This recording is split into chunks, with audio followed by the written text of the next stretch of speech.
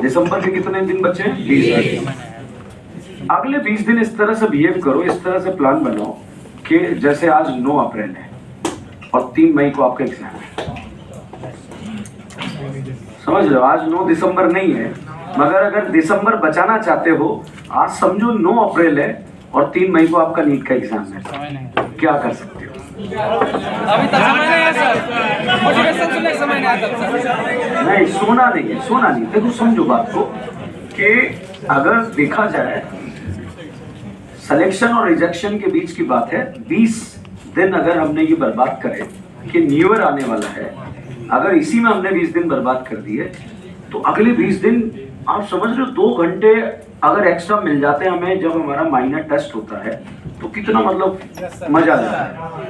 आप ये 20 दिन को बर्बाद मत होने दो।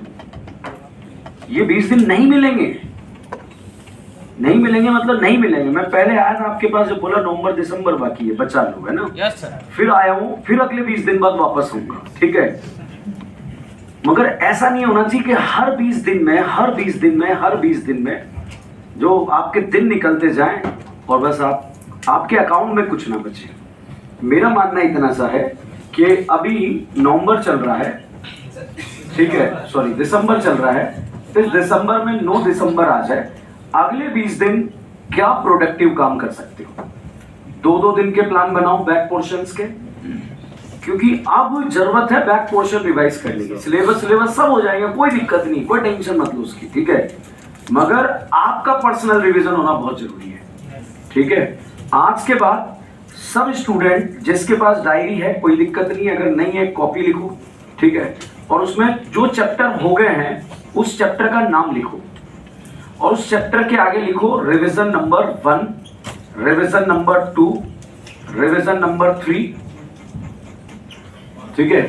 पहला रिवीजन मान लीजिए कि आपने 12 तारीख को कंप्लीट करा और उसमें 6 घंटे लगे, तो अगला रिवीजन आपका 20 तारीख को होना चाहिए और उसमें आपके 2 ही घंटे लगने चाहिए। सेम चैप्टर का आपका रिवीजन जो है अगला 28 तारीख को होना चाहिए, मान लो 25 तारीख को होना चाहिए, ठीक है? तो फिर इसमें 30 मिनट ही लगने चाहिए। अगर रिवीजन पॉलिसी हमारे पास नहीं है तो फिर दिक्कत आएगी। आप समझो, जो स्टूडेंट फर्स्ट रैंक से लेके 30,000 वाली रैंक तक पहुंचता है, 30 के रैंक तक पहुंचता है, वो सारे कहीं ना कहीं डॉक्टर बन जाते हैं। गवर्नमेंट मेडिकल कॉलेज के अंदर एमबीबीएस मिल जाता है, मिलता नहीं मिलता? तो वो क्या मतलब, ये टॉपर भी बन रहा है और सारे डॉक्टर भी बन रहे हैं। इसमें खेल इतना सा है, मैं पहले भी आया था आपको कि नवंबर दिसंबर बचा लेना, क्योंकि नवंबर दिसंबर बर्बाद हो जाता है। अगले नवंबर दिसंबर में अब हमारे पास जो बचा है सिर्फ 20 दिन बचे हैं, ये 20 दिन बर्बाद मत होने दो। मान लो आप 3 घंटे डेली बैक पोर्शन रिवाइज कर रहे हो तो आपके पास 60 घंटे हैं 20 दिन के अंदर, और ये 60 घंटे में मतलब कुछ ना कुछ प्रोडक्टिव होना चाहिए, ठीक है? बिना प्रोडक्टिव काम नहीं चलेगा। ऐसे नहीं कि हम जो है पर्टिकुलर टॉपिक को पढ़ने आए और उसको स्ट्रॉन्ग करके चले गए, नहीं, क्योंकि एक एक क्वेश्चंस की जरूरत पड़ती है सिलेक्शन के लिए। अगर वो एक एक क्वेश्चन हमारे साथ नहीं है तो फिर दिक्कत आ जाती है। तो अगले 60 घंटे का प्लान मत बनाना, 2-2 घंटे के प्लान बनाओ कि इस चैप्टर को 2 घंटे, इस चैप्टर को 3 घंटे, इस चैप्टर को 4 घंटे, और वो प्लान बनाकर कॉपी में लिखो कि इस डेट को हमने 6 घंटे दिए थे, 20 तारीख तक हमें वापस या 19 को या 18 को या फिर 21 को, जब भी आपको उसको 2 ही घंटे देने हैं, टाइम को रिड्यूस करना है। नंबर ऑफ रिवीजन का मतलब है टाइम को रिड्यूस करना, और जब नंबर ऑफ रिवीजन होंगे तभी हम जीतेंगे, ठीक है? कोई भी चैप्टर जब आप रिवीजन कर रहे हैं तो चैप्टर को रिवाइज करने का प्रोसेस क्या होना चाहिए? कोई भी जो चैप्टर है उसको 2 कैटेगरी में डिवाइड करो, उसका उस चैप्टर का जो मॉड्यूल है उसको 2 कैटेगरी में डिवाइड करो, और उसके जो टेस्ट आपके हो गए हैं उसको भी 2 कैटेगरी में डिवाइड करो। पहली कैटेगरी जो आप कर सकते हो, यू कैन, मतलब आपको आता है। दूसरा कैटेगरी यू कैन नॉट, जो आपको नहीं आता है, ठीक है? मान लो किसी पर्टिकुलर चैप्टर में 20 कॉन्सेप्ट हैं, 20 में से 12-13 कॉन्सेप्ट आपको आते हैं और बाकी के 7-8 कॉन्सेप्ट आपको नहीं आते। तो जो नहीं आते हैं वहां से अगर क्वेश्चन पूछा जा रहा है तो आपके क्वेश्चन गलत हो रहे हैं और आपको लग रहा है कई बार रिवीजन करा फिर भी नंबर नहीं आए। समझ गए मेरी बात? ठीक है। मॉड्यूल वो क्वेश्चन जो आपसे हो जाते हैं, वो क्वेश्चन जो आपसे नहीं होते उस पर्टिकुलर चैप्टर के, तो वो जो नहीं होते हैं वो भी आपसे होने चाहिए, तब तो आप सक्सेसफुल हो जाओगे।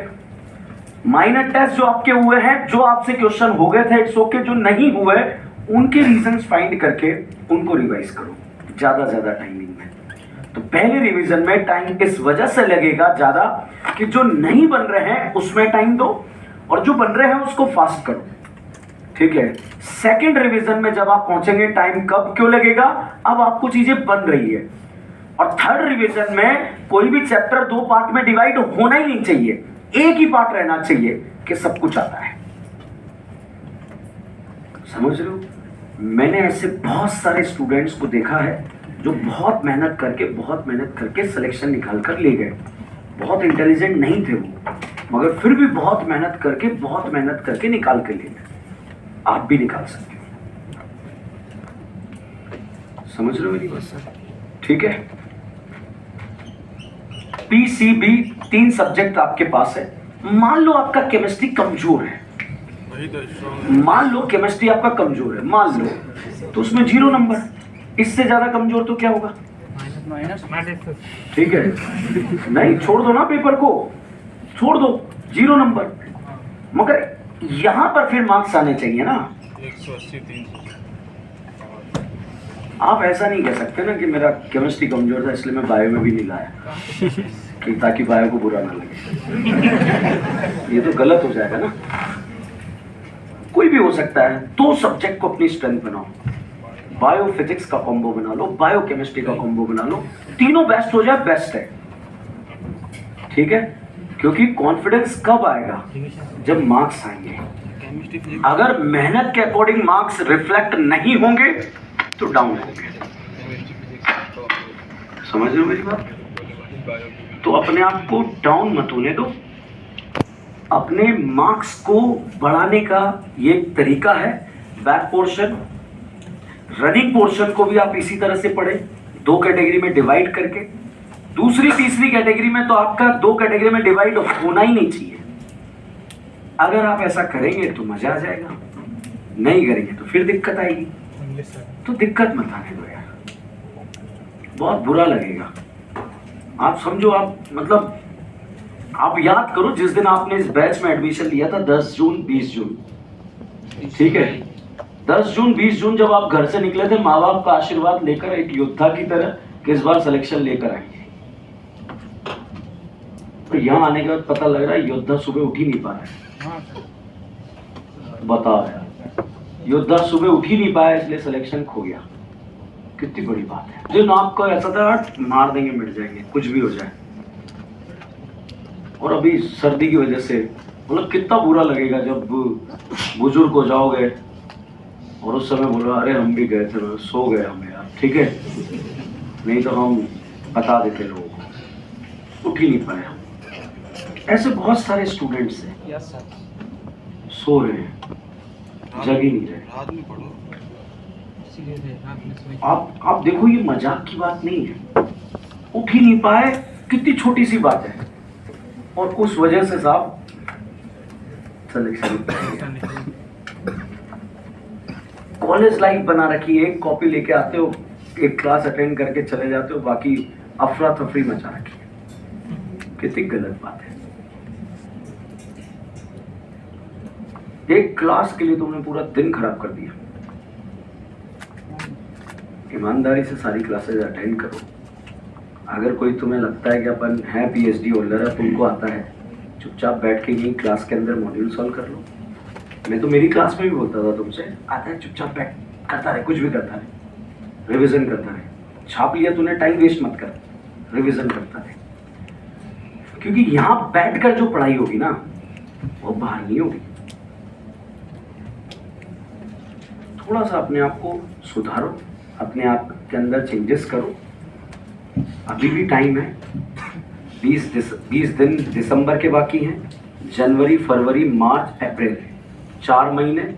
बहुत कुछ किया जा सकता है, क्योंकि ऐसा नहीं कि आप पढ़ नहीं सकते, आप पढ़ तो सकते हो, मगर इस सर्दियों की वजह से सोने साने के चक्कर में जो है अपना टाइम वेस्ट मत कर देना। उस टेस्ट कोई मत छोड़ो, इतने मतलब चैप्टर वाइज टेस्ट वगैरह सारे, इतनी फैसिलिटी कहाँ मिलेगी अपने को? नहीं मिलेगी भाई, नहीं मिलेगी। ठीक है, वैल्यू फॉर मनी है आपके साथ, समझ लो। हर संडे टेस्ट, आपको लग रहा है कि थोड़ा बर्डन है, कोई बात नहीं, टेस्ट पेपर को घर जाके दो, मगर टेस्ट तो दो। NTS के पेपर आपको अवेलेबल हो रहे हैं, सारी चीजें आपको मिल रही है, बस हम नहीं कर रहे। क्यों? इच्छा ही नहीं हो रही है। सोच रहे हैं, जब भी कुछ करने की इच्छा हो रही, सोच रहे हैं। योद्धा गद्दे पे पड़ा पड़ा सोच रहे हैं, कितनी बड़ी बात है, नंदी बात। ठीक है, चुपचाप पड़ा हुआ है, सोच रहा है क्या करेंगे। और फिर एक्चुअली 2 चीजें ना, 2 रास्ते हैं उसके पास, एक सोचना और एक पढ़ना। सोचना आसान है, सोचना आसान है, योद्धा ने आसान राह चुन ली है। ठीक है, लेटे हुए सोच रहे हैं, नहीं यार ऐसे मत करो, बैठ जाओ टेबल चेयर पे, 8-10 घंटे बैठ के एक चैप्टर खत्म करो, दूसरे दिन भी खत्म करो, तीसरे दिन भी खत्म करो, सोचना ही बंद हो जाएगा, आपको पता लग जाएगा, पढ़ो हो जाएगा।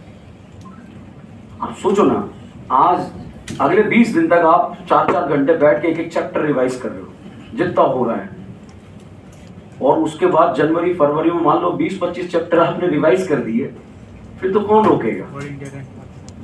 मगर वो करना पड़ेगा, और वो पैनिक सिचुएशन है, एफर्ट्स लगेंगे। सोचना बहुत आसान है, परेशान होना बहुत आसान है।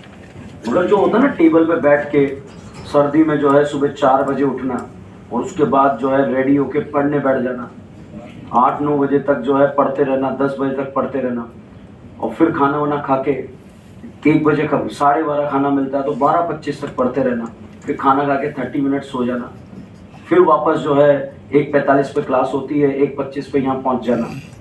ठीक है, फिर जो है क्लासेस अटेंड करके शाम को घर जाना, 8:30 बजे खाना वाना खा के फिर थोड़ा बहुत पढ़ पढ़ा के 10-10:30 बजे सो जाना। हर कोई थोड़ी कर पाएगा। ठीक है, हमें कोई हमारे अंदर कोई कमी नहीं है, हम ही नहीं कर रहे।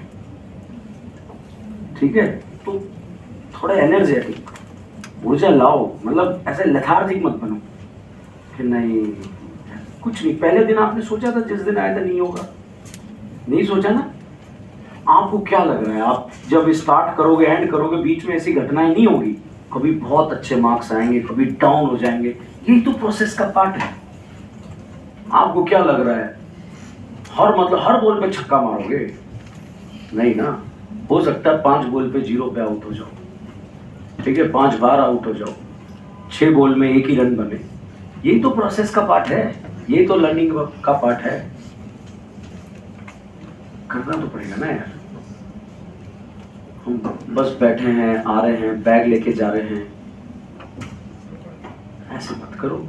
थोड़ा ईमानदारी से, डिसिप्लिन के साथ, थोड़ा डिसिप्लिन लाओ।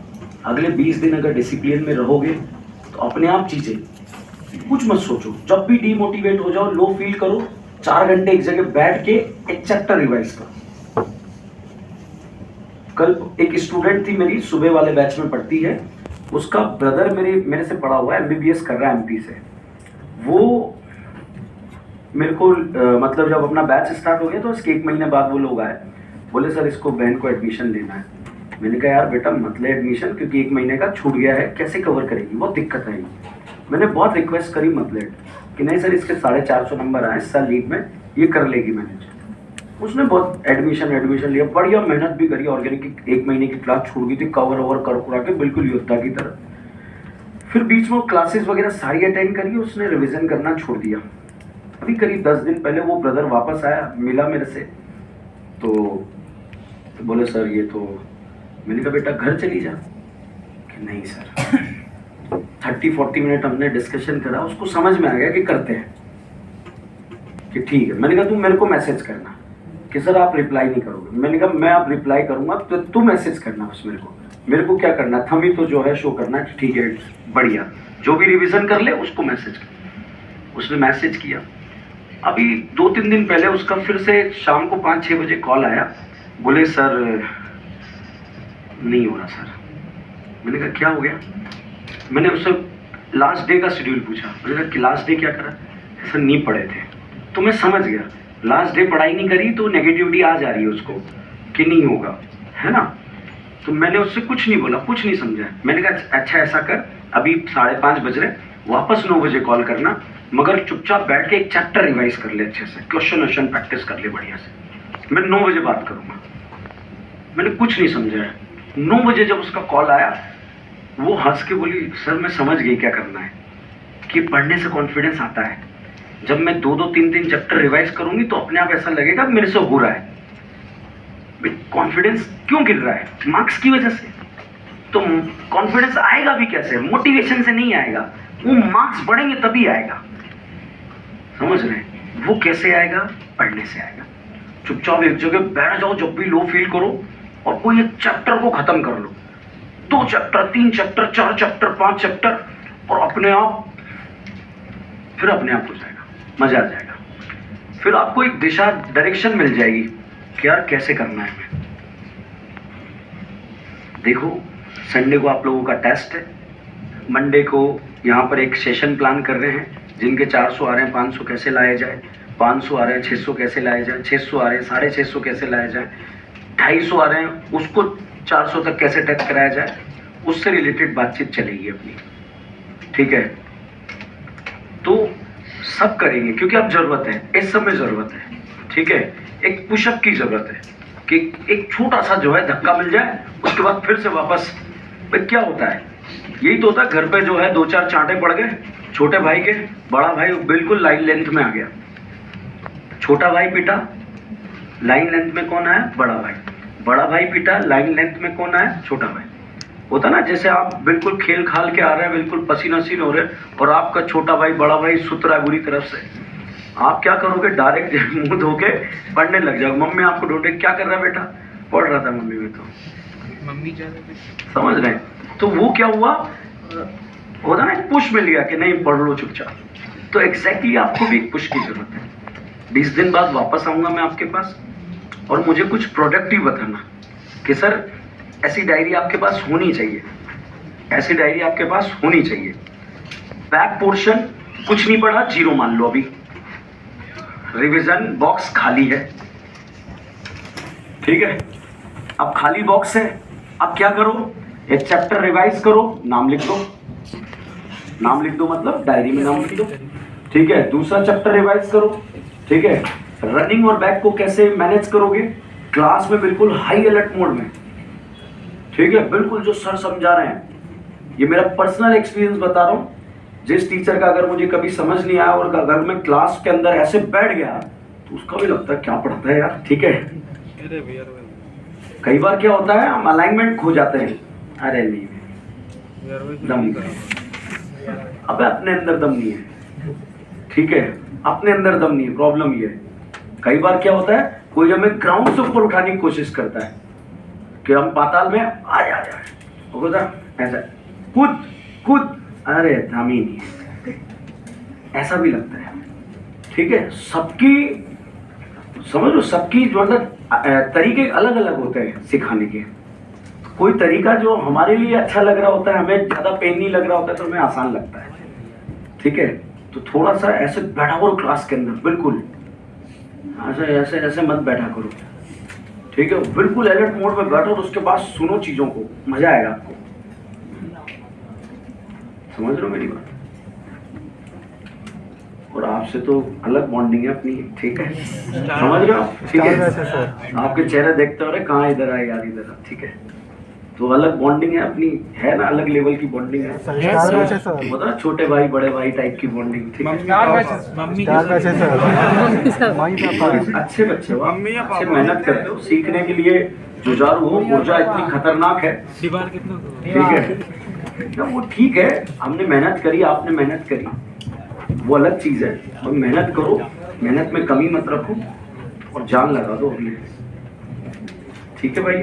सर रिवीजन किसके अकॉर्डिंग करें, माइनर टेस्ट या पुराने पोर्शंस पहले? अभी देख 14 को टेस्ट आ रहा है, हाँ। पहले तो उस टेस्ट को बचाओ, फिर उसके नेक्स्ट वीक में बैक पोर्शन को बचाओ। और बैक पोर्शन जो क्लास टेस्ट है उसके अकॉर्डिंग पहले? क्या बैक पोर्शन क्लास टेस्ट के अकॉर्डिंग चलो, क्लास उसके बाद वो हो गया, फिर अगले टेस्ट का भी तो बैक पोर्शन का प्लान है आपके पास। अगले 3 टेस्ट का बैक पोर्शन का प्लान है, अगले 3 टेस्ट का आपके पास बैक पोर्शन का प्लान है। आपको कोई प्लान नहीं बनाने, अगर आप उस टेस्ट को देना चाहते हो तो उसी के अकॉर्डिंग चलो, वो बेस्ट प्लान है, कहीं नहीं है आपके पास। बता दो किसी कोचिंग में सब प्लान नहीं है, ठीक है? तो बिल्कुल ईमानदारी के साथ जाओ और रिवीजन करो। पढ़ने बैठते 1 घंटा बाद नींद आ जाता है, 1 घंटा बाद नींद आ जाता है। 1 घंटा देख यार, वो 1 घंटा बाद नींद आ जाता है, ये तो आपको आपका टारगेट क्लियर होना चाहिए। कभी ऐसा नहीं हुआ कि हम क्रिकेट खेलने गए और वहां जाके सो गए, कभी नहीं हुआ। 1 बॉल खेली और जाके सो गए, क्या हम टीम में सेलेक्ट होंगे क्या कभी? मतलब हमारी मोहल्ले की टीम में सेलेक्ट नहीं होंगे, रणजी तो बहुत दूर की बात है। आप समझो बात को, हम गए और गार्डन में जाके, जहाँ भी ग्राउंड में जाके थोड़ी देर फील्डिंग करी और बैठ गए कहीं कोने पे वृक्ष की छाया में कि बॉल खुद इधर आएगी तभी तो पकड़ूंगा मैं थोड़ी जाऊंगा उसके पास। ये ऐसे मतलब हम अपने आप को सेव कर सकते हैं ऐसे, ठीक है? कुछ समय के लिए हम बचा सकते हैं, मेहनत करनी ही पड़ेगी, ठीक है? सोने से बचना ही पड़ेगा।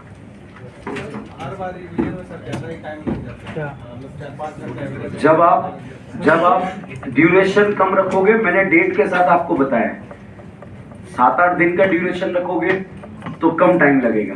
1-1.5 महीने का ड्यूरेशन रखोगे तो हो सकता है जितना पहली बार लगा था उससे भी ज्यादा लगे, ठीक है? 3 रिवीजन अगर आपने कम ड्यूरेशन में निपटा दिए तो फिर कम टाइम लगने लग जाएंगे आपको।